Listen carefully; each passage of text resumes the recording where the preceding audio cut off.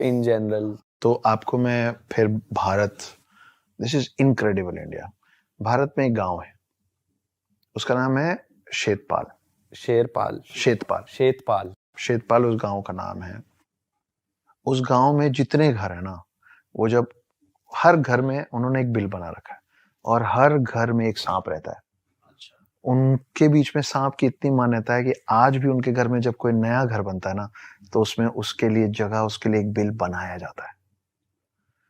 आज तक उस गांव में किसी सांप ने किसी इंसान को और किसी इंसान ने किसी सांप को नुकसान नहीं पहुंचाया। They have learned and they have lived to coexist. वो एक साथ रहते हैं और आप इसको गूगल कर लेना। शेतपाल है? शेतपाल है महाराष्ट्र में, आई थिंक। हाँ, महाराष्ट्र में है। और मैं वहां गया हूँ। मैंने इसे हर घर, वो बोलने वाला नहीं, लिटरली हर घर में, मतलब जैसे हम लोग घर बनाते हैं ना, तो हम ईशान को छोड़ के रखते हैं क्योंकि हमको वहां मंदिर बनाना होता है। क्योंकि हर घर में एक बिल बनाया जाता है एक सांप के लिए। जब खाना बनता है तो सांप के लिए, जैसे आप एक डॉग पालते हैं तो you take care of that dog ना, कि भाई दूध रोज देना है तो सांप का ख्याल रखा जाता है। तो वैसी कुछ कहानी है कि भाई हमारे साइड में ऐसा है और उसकी मान्यता भी वहीं से आती है, क्योंकि नाग एक ऐसी चीज है, नाग एक ऐसा जानवर है जो शिव जी के गले में है और विष्णु जी के साथ हमेशा रहता है। तो जब विष्णु जी जब राम बने थे तो लक्ष्मण जो थे वो शेषनाग थे। जब विष्णु जी कृष्ण बने थे, अच्छा, तो ये बड़ी इंटरेस्टिंग सी बात है कि पहले रामायण हुआ, त्रेता युग में रामायण काल आया, तो विष्णु जी राम बने और शेषनाग बने लक्ष्मण।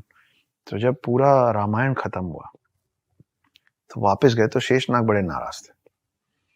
बोले, आप बड़े भाई बन गए, मेरी कुछ चलने नहीं दिए, सब आपके मन की हुई। सब ये एंड के बाद, एट द एंड, मतलब वापस जाने के बाद रामायण काल खत्म हो गया, राम और लक्ष्मण वापस अपने असल अवतार में विष्णु और शेषनाग के रूप में आ गए।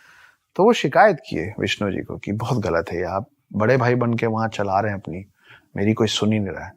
तो मुस्कुराए विष्णु जी, बोले कि कोई बात नहीं, अगली बार चलेंगे ना तो आप बड़े भाई बन जाना।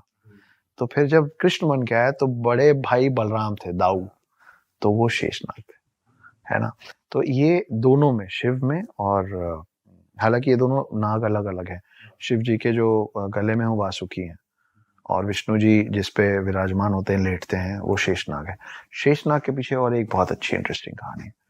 तो शेषनाग जब सागर मंथन हुआ था तो वो जो पहाड़ को उल्टा किए थे उसके नीचे तो विष्णु जी खुद लगे थे, वो टर्टल के शेप में, कछुए के शेप में, और जो उसका मंथन करना था ना, सागर मंथन, तो एक तरफ सारे दानव पकड़े हुए थे, दूसरी तरफ सारे देव पकड़े हुए थे। तो पकड़े क्या हुए थे, रस्सी नहीं थी, वो शेषनाग को पकड़े थे, वो शेषनाग को घुमा रहे थे।